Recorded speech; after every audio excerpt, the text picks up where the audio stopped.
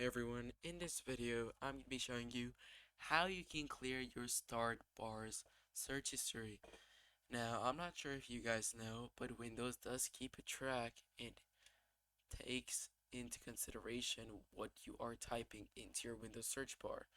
Therefore, you have a history there which is being uploaded to the Google Cloud for analytics and all that stuff. So if you do not want them to have that information, or you want the information that you have put in to be deleted, this video is for you.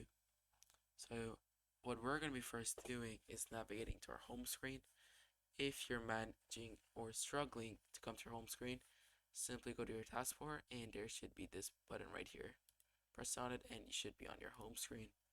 From there, we're going to go to our Windows button right here, and you're simply going to press any key on your keyboard so that this is brought up.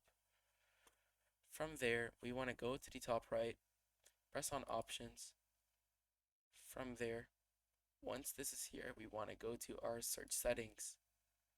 From there, as you can see, permissions and history. What we're going to do is press on the clear device search history. And once you do press it, now if I do write something, there is no history. It's just the suggested. And if you do want to turn it off, you can simply press on this. I will not be turning it off, however. Beside that, you can press on Save Search and have it be moderate, strict, or off. That's it for this video. Thank you so much for watching. If you did enjoy, make sure to like and subscribe.